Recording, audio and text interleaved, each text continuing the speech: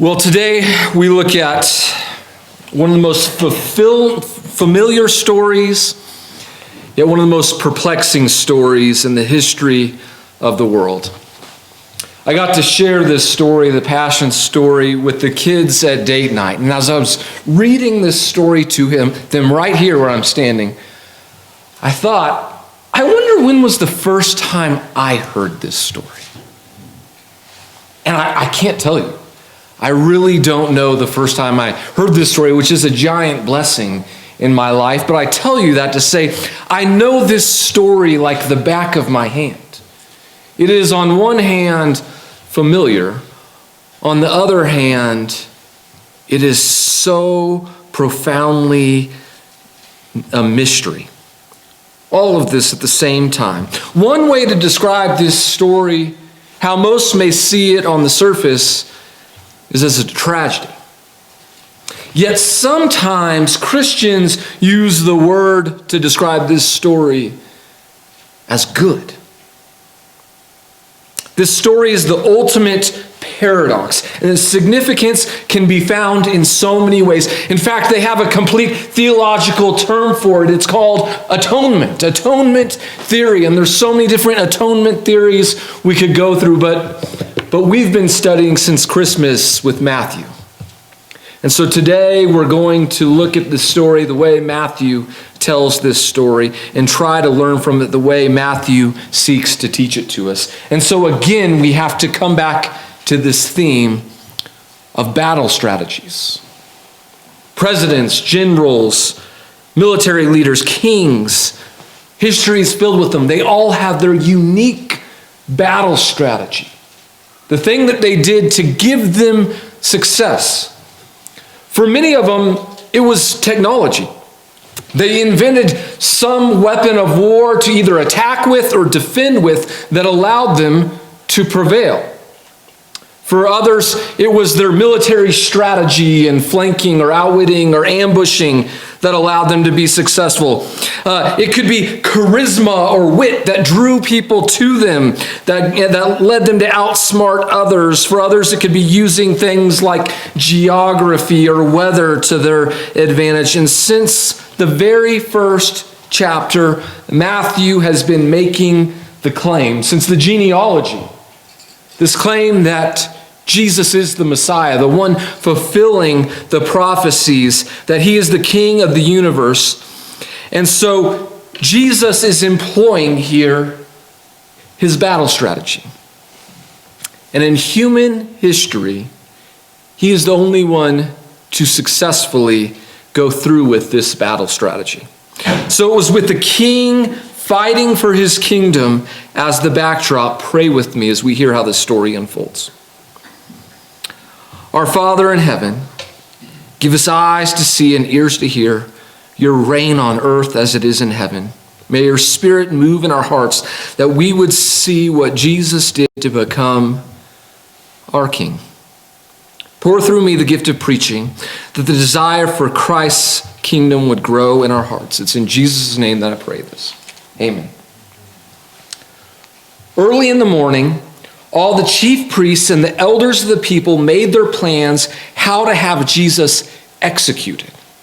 So they bound him, they led him away and handed him over to Pilate, the governor. When Judas, who betrayed him, saw that Jesus was condemned, he was seized with remorse and returned 30 pieces of silver to the chief priests and elders. I have sinned, he said, for I have betrayed innocent blood. What is that to us? They replied. That's your responsibility. So Judas threw the money into the temple and left. Then he went away and hanged himself. The chief priests picked up the coins. It is against the law to put this into the treasury since it is blood money. That's a quote in Deuteronomy, a rule, a law there. So they decided to use the money to buy the potter's field as a burial place for foreigners. That is why it has been called the field of blood to this day. Then what was spoken by Jeremiah the prophet was fulfilled. They took the 30 pieces of silver, the price set on him by the people of Israel, and they used them to buy the potter's field as the Lord commanded me. The irony of this section is really thick. The Jewish leaders want Jesus to be executed, but they don't have the power to do it. Only Rome can execute someone. So they have to parade Jesus over to the Governor Pilate, to try to convince him to kill off Jesus. And they hate Rome. All they want is to be free from Rome. And Pilate, you'll notice, will see through their intentions, because they're parading Jesus over like, hey, look, here's this wannabe king. We can't have a king. You know, we're being good guys here. You got to kill anyone trying to be a king because Caesar's king. They think they're model citizens. And then it turns more serious. If you're familiar at all with the criminal justice system, you're familiar with a word used here. Remorse. Remorse is important. It's something that a judge often likes to see when someone's found guilty, showing remorse for the crimes they have committed. Maybe if you're looking to get out on parole early, you would show remorse, and they might let you out on parole early because of it. But notice the remorse or lack of remorse here. The Jewish leaders show no remorse. In fact, I think they're a little proud of themselves. We've won. We figured this out. We got him arrested. But Judas shows remorse. It's interesting. He even recognizes he has sinned because he sees what they are now going to do with Jesus. There's lots of theories and things we could speculate on about why Judas betrayed Jesus, what he was really trying to accomplish. And we really don't know his motives, but we know that he shows remorse for what he's doing. He tries to give the money back, but they can't take the money back because it's blood money, a law in Deuteronomy, as I mentioned. But what Matthew's trying to get us to see is the fulfillment of the prophecy going back to Jeremiah and even more importantly, Zechariah. Only Matthew tells this story of Judas's suicide. And part of the reason for doing this is to show the analogy between Jesus' genealogy. King David. King David's son, one time, Absalom, tried to go against him. Tried to overthrow the kingdom. And if you remember, his hair got caught in a tree. He hung himself and died. So the lesson is cut your hair, gentlemen. No, that's not the lesson here.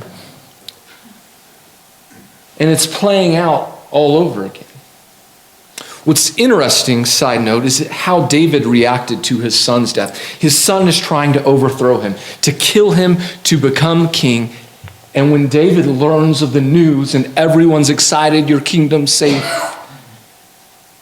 David weeps. He weeps for the loss of his son. I think a feeling that Jesus had to feel here. Judas, you tried to overthrow me. You tried to take my kingdom, but my kingdom will prevail.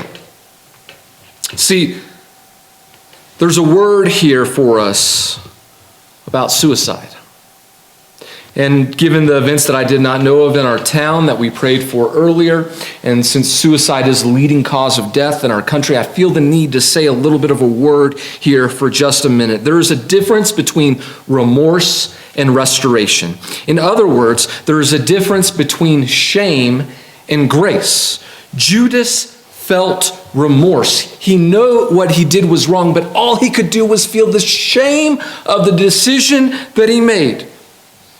And the shame was so great that the only option he saw was suicide. And this is one of the great lies of suicide. The shame is so great that the only thing you can think of is that you deserve death. See, Judas even admits that he has sinned. but he doesn't go anywhere from there. And I'm afraid that all too often as Christians, that's the step we take. Oh, I've sinned, I've messed up. And we stop at that point. That we think our sin is greater than God's mercy. Part of what Jesus will do in this chapter is to take on our shame. To say, no, I'll take it. Think about Peter. Peter can say, after denying Jesus 3 times, no, I'm restored. I'm forgiven. I can move on. Judas can't. And so I think the question we have to ask ourselves is, do we believe we're forgiven? Do we believe in a God big enough to forgive us? Or maybe the harder question is, can we forgive ourselves? So thank you for allowing me to say that brief word before we continue to move on into chapter 27. So now back to the story. Meanwhile, Jesus stood before the governor, and the governor asked him, "Are you the king of the Jews?" "You have said so," Jesus replied. When he was accused by the chief priests and the elders, he gave no answer. Then Pilate asked him, "Don't you hear the testimony they brought against you?" But Jesus made no reply, not even to a single charge, to the great amazement of the governor. Now it was the governor's custom at the festival to release a prisoner chosen by the crowd. At that time, they had a well-known prisoner whose name was Jesus Barabbas. So when the crowd had gathered, Pilate asked them, "Which one do you want me to release to you, Jesus Barabbas or Jesus who is called the Messiah?" For he knew it was out of self-interest that they had handed Jesus over to him. While Pilate was sitting on the judge's seat, his wife sent this message to him: "Don't have anything to do with that innocent man, for I have suffered a great deal today in a dream because of him." But the chief priests and the elders persuaded the crowd to ask for Barabbas and to have Jesus executed. Which one of the two do you want me to release to you?" asked the governor. "Barabbas," they answered. "What shall I do then with Jesus who is called the Messiah?" Pilate asked. They all answered, "Crucify him." "Why? What crime has he committed?" asked Pilate. But they shouted all the louder, "Crucify him." When Pilate saw that he was getting nowhere, but that instead an uproar was starting, he took water, washed his hands in front of the crowd. "I am innocent of this man's blood," he said. "It is your responsibility." All the people answered, "His blood is on us and our children." Then he released Barabbas to them, but had Jesus flogged and handed him over to be crucified. We actually know quite a bit about Pilate because of the historian Josephus. Pilate and the Jewish people despised each other. Pilate was actually known for doing some detestable things in the eyes of the Jews. He actually wasn't governing too well, was on shaky ground. A few years after this, he would be disgracefully discharged from his position. And a couple of examples really rang true to the Israelites. First, Pilate allowed his Roman soldiers to come in and kill unarmed civilians. Pretty big deal, right? And second, he used money from the temple treasury, this money given to God, and he's like, "Oh, I'm going to build an aqueduct with that," right? So also considered evil in their eyes. But knowing this, it makes sense why Pilate's washing his hands here. Okay, Pilate is trying to stay out of this. He's probably doing it for selfish reasons. Like, okay, you guys, remember, you're the one making this decision. You want this. I'll keep the peace. That's my job as governor. But don't put this or bring this back on me. Nevertheless, if you want to have someone executed, you have to go through Rome. So he is killed for claiming to be king because only Caesar can be king. And that's the irony of what Matthew really wants us to see here. He is guilty. He is guilty of being the Messiah, the long-awaited anointed one. His title is his cause of death. Echoing here is the words, the prophecy of Isaiah 53, verse 7.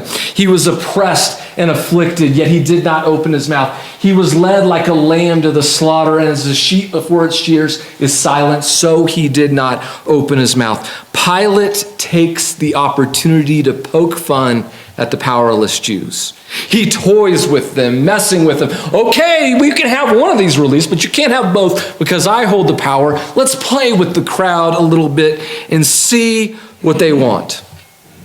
Jesus Barabbas would have been well known by everyone there. He would have had a cult following that many would have thought they liked and wanted to align themselves with, because Barabbas deeply wanted Israel's freedom, so much so that he mounted an insurrection against Rome, but they snuffed it out before he could get too far. Barabbas was about to pay the ultimate price for fighting against Rome: crucifixion. So Exodus, the theme of the book of Exodus, but the theme of Matthew, is all over this story.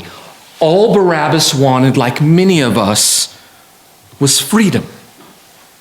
And church, don't miss this. Jesus died so Barabbas could have the freedom he always wanted. Jesus literally took Barabbas' place on the cross.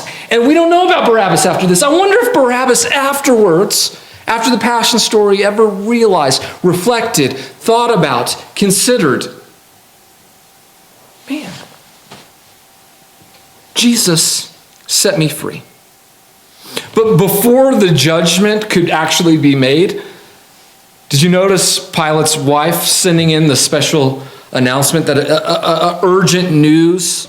So Pilate's on the judgment seat when this is happening, and it would have been taboo to interrupt him. It would be like if the spouse of a judge, while the judge is up there about to give sentencing, like came running across, interrupted him, and said, "No, honey, that's not how you're supposed to do things. Make this judgment instead." Now resist the temptation to say, "Oh, that's something my spouse would do."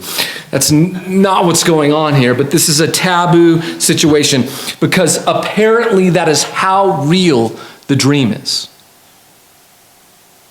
And don't forget, God's been working in dreams throughout the book of Matthew, saving through either Joseph or through the Magi, saving him from King Herod. Again, there is this attempt here, this dream, this significant dream that causes her to do something so outrageous, to have Pilate keep his distance, but ultimately he relents. He relents to the crowd. Jesus is found guilty of being a king.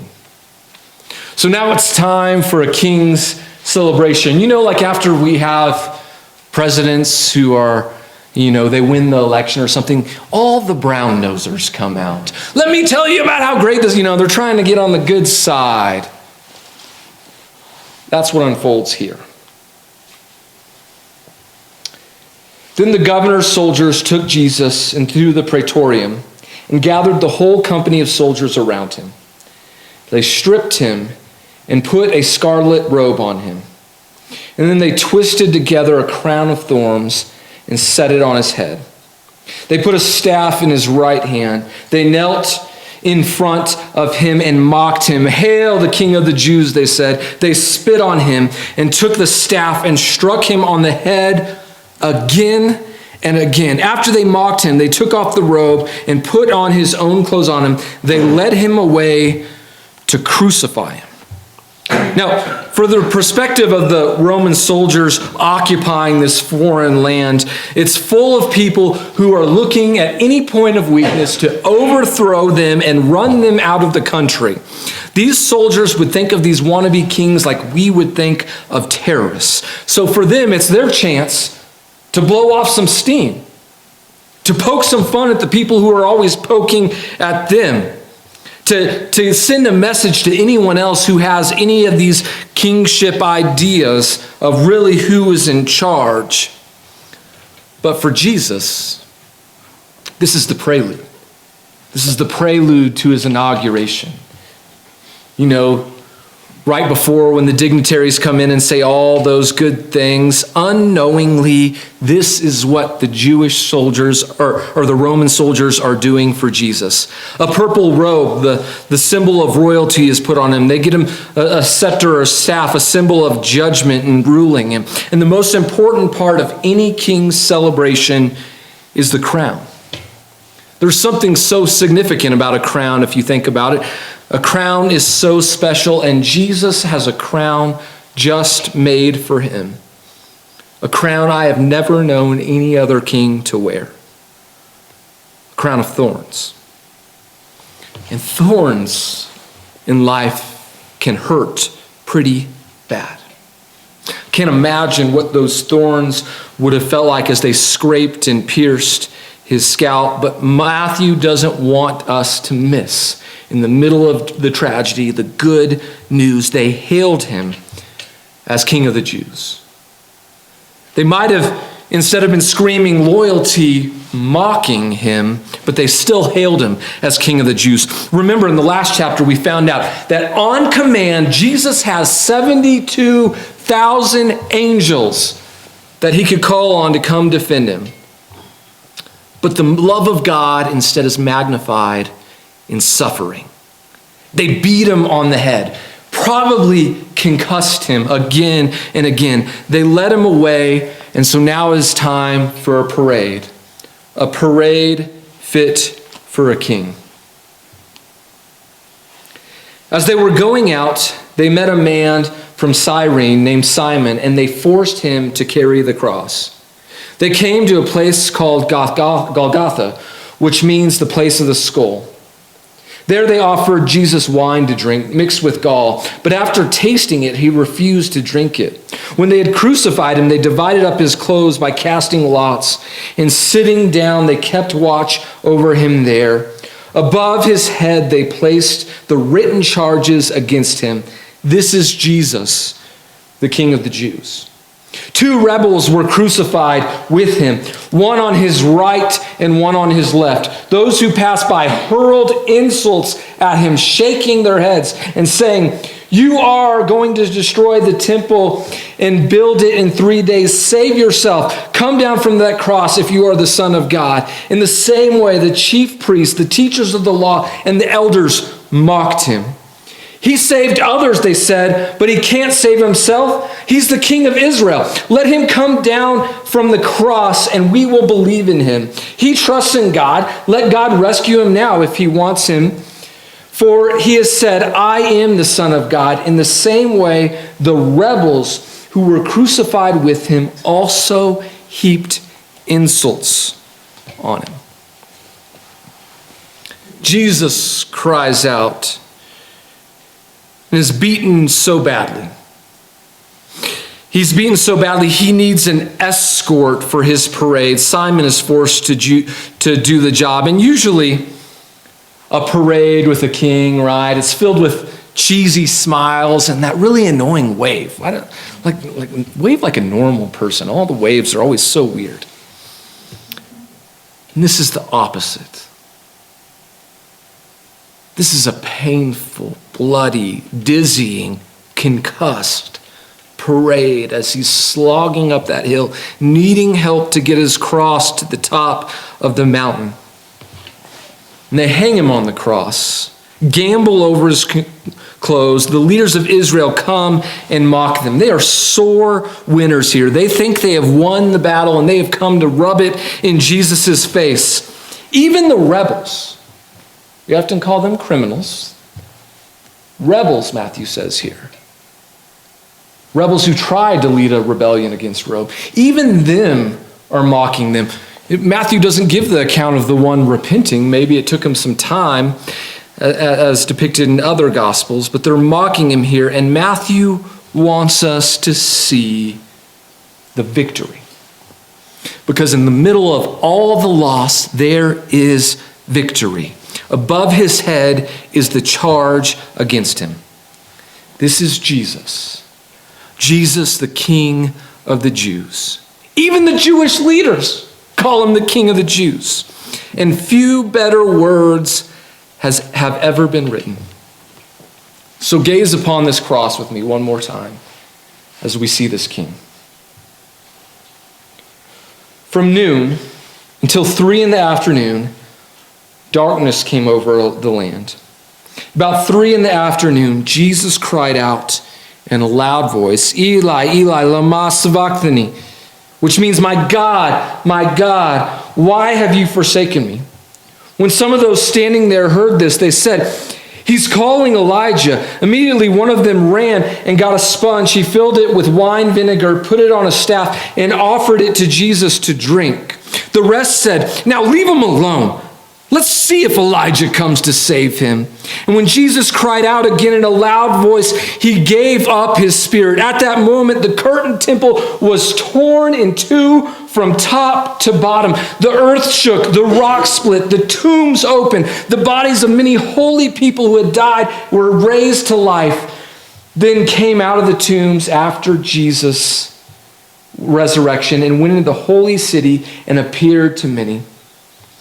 When the centurion and those who were with him were guarding Jesus saw the earthquake and all that had happened, they were terrified and exclaimed, "Surely he was the Son of God." Many women were there watching from a distance. They had followed Jesus from Galilee to care for his needs. Among them were Mary Magdalene, Mary the mother of James and Joseph, and Mary the mother of Zebedee's sons. Jesus cries out, "Eli, Eli," and the crowd totally misses the point. They don't hear him correctly. They think he's calling for Elijah to come save him. They mock him, waiting to see what will happen, but Jesus is actually singing here. He's singing the words to one of his favorite psalms. You know how this goes when you sing one of your favorite songs. You know the tune and then just a few words, and you can sing the whole song by memory. That's what Jesus is doing here. The Psalms 22 starts out, my God, why have you forsaken me?" This is the psalm that Cal so graciously read for us at the start of our service today. Go back and read that psalm. It starts out, my God, why have you forsaken me?" But if you know anything about the Psalms, you know that they start off with questioning, with the pain, with the hardship. This is a song written by David.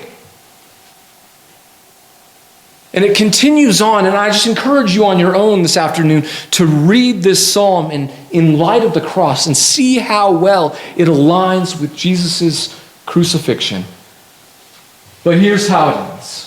Prosperity will serve him. Future generations will be told about the Lord. They will proclaim his righteousness, declaring to a people yet unborn, he has done it.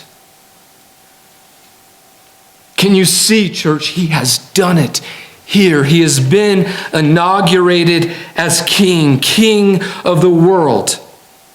Crying out in a loud voice, God does the most unthinkable thing, the thing that all of us as mortals one day will face, all that we can't avoid, the thing that we must do, though we may fear it. God dies. God dies. And immediately upon his death, judgment enters the land. An earthquake, just like at his birth, just like at his arrival into Jerusalem. The created world, the physical world, is having real impacts at the death of Jesus. But church, I have good news. The earthquakes are not over in the book of Matthew. Most importantly, the curtain in the temple, the holies of holies, the place where God resides, tears in half. This curtain was 30 feet wide, 60 feet high, 4 inches thick, and upon Jesus' death, it tears in half. The meaning here is twofold. We've seen the buildup for several weeks that Jesus has been condemning the temple. And the condemnation of what Jesus has said starts to take place at that very moment. But the other meaning is God leaves the building. It won't be until Pentecost where God will find new temples to dwell in. But until then, he is not there. In the meantime, dead come out of their graves. They visit people. Supernatural things are on display. So much so that once again, we see a pagan centurion, like a SEAL Team 6 member, after witnessing it, saying, surely this is the Son of God. This deep confession of faith. And remember, last week I told you from here on out, the women take the lead in the story. Matthew wants to be sure to point out what women were there to witness his death, because it is important for what happens next week in chapter 28. But for now, we sit with Jesus. Jesus' corpse hanging lifeless on a cross. And lifeless as a cross, he is inaugurated as king. See, it was at 3 o'clock, Matthew tells us. A time so significant. 3 o'clock is when the Passover lambs would be sacrificed. A horn would sound, and everyone would sit in silence, reflecting on the Lamb.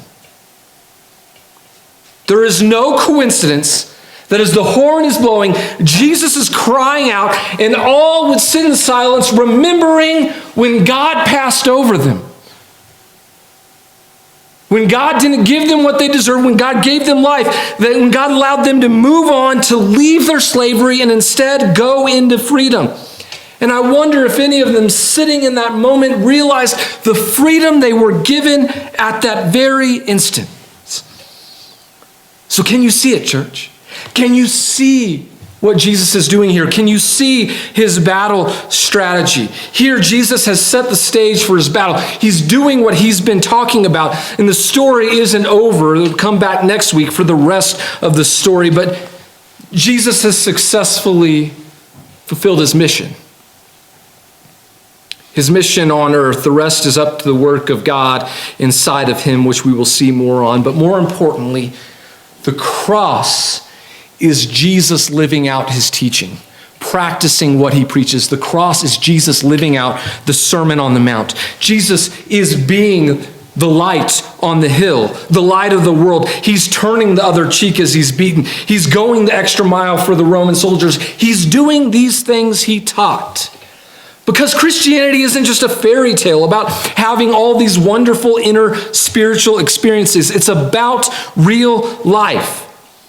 This story takes Jesus to the very heart of Christianity. The heart where we meet the raw anger and bitterness of this world doing its best against Jesus. And yet Jesus embodies and represents the love of God himself. Jesus has died not only so we can overcome sin individually, but we can overcome sin in general. Betraying God, as we saw last week, causes sin to infiltrate all the world, and we see this coming up in different ways. One of the ways we describe it is, why do bad things happen to good people? Or we ask, where is the God in the midst of our suffering?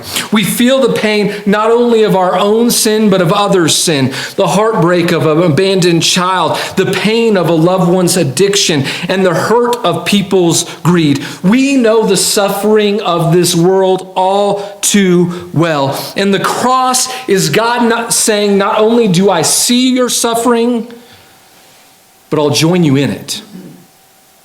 Jesus, throughout this story, is taking on the hurt and the pain and the anger of everyone, and he is suffering through this. So we can be tempted to ask, where is God in our suffering? And Christians answer, God is on the cross. God is on the emblem of suffering and shame to show us he is with us. And not only that he is with us, that he is paving a way through it. That he's overcoming the suffering, the death, the hurt, the ways of the world. The cross is God's cry to the broken world where God says, I will die with you, alongside of you. And so this is where you, church, have a decision to make. This is where you come in. There's a term for what we are called to be. It is called the cruciform church. For a while, it was popular for church buildings, especially in Europe, to be built in the shape of the cross. The thinking was that when Jesus from his throne in heaven looked down at the church, he saw the cross. He saw them living out and embodying the cross. Simply put, this is living out the words of Jesus' command in Matthew chapter 10 to pick up our cross and follow him. It is the practice of living the cross. And of course, we wrestle with how do we live the cross? Well, here's a couple tips. First, I think we always have to gaze at the awe, the wonder, the mystery, the beauty, but the shame and the suffering of the cross. As Hebrews says, to consider him who endured such opposition from sinful man so that we do not grow weary and lose heart. At the foot of the cross, we worship the mystery and wonder of the battle strategy we never expected and still can hardly comprehend. And we say, just like the Roman soldier, surely this is the Son of God. Second, in faith, we live the cross. Now, there's an entire book by a Lipscomb professor called The Cruciform Church, talking about how to live this out. And we could go and we could have an entire series on just this one topic. I could give a few points here, but sometimes I think it is better heard in a story. There's a story recently where this was taught to me, where I learned more significantly what it means to live as the Cruciform Church. For about 2 years now, our church has been praying for a little girl named Braylee with leukemia. She was, at the time when it was discovered, a 4-year-old going to Sunshine Inn preschool. She is now a first grader. You might remember a couple of months back when Hal brought forth the prayer request where we celebrated that she had finished her chemo treatments. And I'm glad to say that she's back at school now. She's been recovering. She's healing up. Her hair's starting to grow in, that sort of thing. But she still doesn't have quite the energy to go out. She's not ready yet for the war zone that is the Longfellow Elementary playground. And let me tell you, it is a war zone. Instead, she's been inside doing arts and crafts.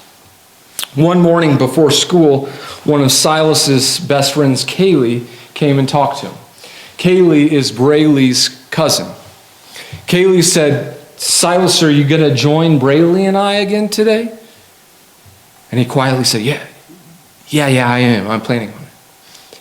Being the nosy dad that I am, I said, what do you mean? What's going on here?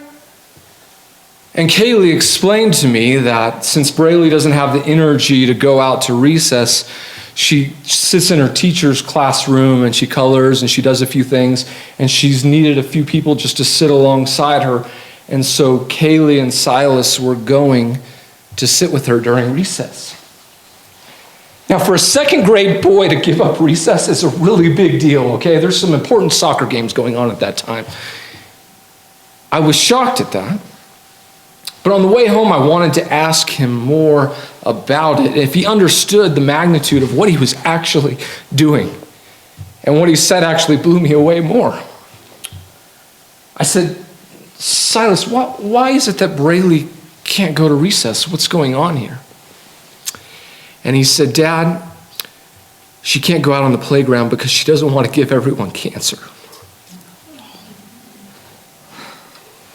And I assured him, that is not how cancer works. But I realized my son had been going to the playground, skipping recess over and over again because he needed to take care of that little girl. He thought by skipping recess, he too would get cancer, that he too would have to go through the chemo treatments, that his life was in danger. But Silas thought this lonely first grade girl was so important, he wasn't going to leave her by herself. And that to me is what it means to be the Cruciform Church. To pick up our cross daily and to follow in great, bold faith where Christ leads us. And so it was with that in mind, church, that I have an opportunity for you. Church, you probably noticed there's a difference between the Palm Sunday crowd and the Easter Sunday crowd. There's a difference between those willing to gaze upon the shame of the cross and those who are willing to dance at the empty tomb on Sunday. There's a lot going on at closing day at Monarch today, many different activities that can seem more alluring. But next Sunday, we have the opportunity. All week, maybe this week more than any other week, we have the opportunity to be the cruciform church. Because many this time of year who are not willing any other time of year will consider faith. Yes, you have the opportunity this afternoon to put together signs where we will be inviting the community to join us to celebrate Easter. But more importantly, who are you inviting this week? Or when those people show up next week, those people who maybe haven't been to a church in a while, who are far from God, who are a little nervous being in there, how will you greet them? How will you love them? How will you care for them? How will you be and live out the cross for them? See, we get to live in the mystery of the cross, scorning its shame and fixing our eyes upon Jesus, the author and perfecter of our faith. Will you pick up your cross and follow him?